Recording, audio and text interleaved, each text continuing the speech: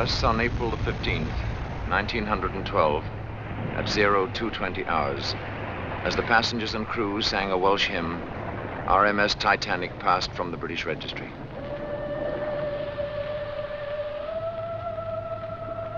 "712 people in 19 lifeboats survived.